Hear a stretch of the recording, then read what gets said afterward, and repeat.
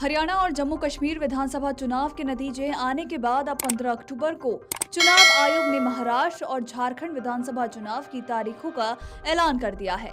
इसके साथ ही यूपी की 10 में से 9 विधानसभा सीट पर होने वाले उपचुनाव की तारीखों का भी ऐलान कर दिया गया है। आपको बता दें कि तारीखों का ऐलान होते ही नेताओं के भी बयान सामने आना शुरू हो गए हैं। बसपा सुप्रीमो मायावती ने बड़ा बयान दिया है। मायावती का कहना है कि चुनाव जितना कम समय में तथा जितना पाक साफ अर्थात धनबल और बाहुबल आदि के अभिशाप से मुक्त हो उतना ही बेहतर, जिसका पूरा दारोमदार चुनाव आयोग पर ही निर्भर है। यूपी में 9 विधानसभा की सीटों पर हो रहे उपचुनाव में भी बीएसपी अपने उम्मीदवार उतारेगी और ये चुनाव भी अकेले ही अपने बलबूते पर पूरी तैयारी और दमदारी के साथ लड़ेगी। तो वहीं आपको बता दें कि इस पर शिवसेना नेता संजय राउत ने कहा कि हमें चुनाव का इंतजार था, चुनाव की घोषणा हो गई है और हम तैयारी में लगे हैं। आगे उन्होंने क्या कुछ कहा, आइए सुनते हैं। मोदी जी उस वक्त विदेश में नहीं है तो सिंगल फेस में कर लिया। महाराष्ट्र बड़ा स्टेट है, 288 विधानसभा क्षेत्र है और इंतज़ार था कब डेट करेंगे या चुनाव करेंगे, चुनाव नहीं करेंगे, कुछ भी कर सकते हैं। तो चुनाव की घोषणा हुई है तो अभी हम सब लोग तैयारी में लगे हैं। हम चुनाव आयोग से इतनी अपेक्षा करते हैं कि आप इस राज्य का चुनाव हरियाणा जैसा मत करिए।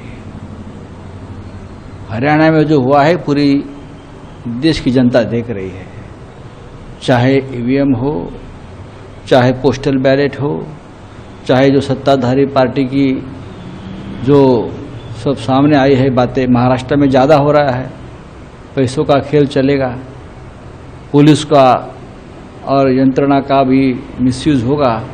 तो ये सब चुनाव आयोग अपने आप को अगर निष्पक्ष मानती है, अपने आप को मानती है, हम नहीं मानते, तो आपको ये करना पड़ेगा। 20 तारीख को वोटिंग और 23 तारीख को काउंटिंग, और आज चुनाव आयोग ने यह भी कहा कि ईवीएम फुल प्रूफ है और आपको ईवीएम पर संदेह है। ईवीएम फुल प्रूफ नहीं है। हम लोकसभा में कोई इस बारे में आक्षेप नहीं दिया था, चुनाव होने दिया, लेकिन हरियाणा के बाद फिर एक बार ईवीएम के बारे में लोगों के मन में शंका पैदा हो गई है। जो मुद्दे कांग्रेस पार्टी ने हरियाणा के बारे में सामने लाए हैं उसके ऊपर चुनाव आयोग अपना खुलासा नहीं दे पा रही है। हालांकि आपको बता दें कि चुनाव आयोग के अनुसार महाराष्ट्र में 20 नवंबर के दिन एक ही चरण में मतदान होगा, तो वहीं झारखंड में 13 नवंबर और 20 नवंबर को 2 चरणों में मतदान किया जाएगा। दोनों ही राज्यों के चुनाव नतीजे एक साथ ही यानी कि 23 नवंबर के दिन घोषित किए जाएंगे। तो अब देखना दिलचस्प होगा कि इन दोनों राज्यों में किस पार्टी की सरकार बनती है। Video desk amarujala.com। अगर आप ये वीडियो YouTube पर देख रहे हैं तो हमारे चैनल को सब्सक्राइब कर बेल आइकन दबाएं और Facebook पर देख रहे हैं तो हमारे पेज को लाइक करें। 8 मिलियन प्लस सब्सक्राइबर, आपके इस भरोसे के लिए बहुत धन्यवाद।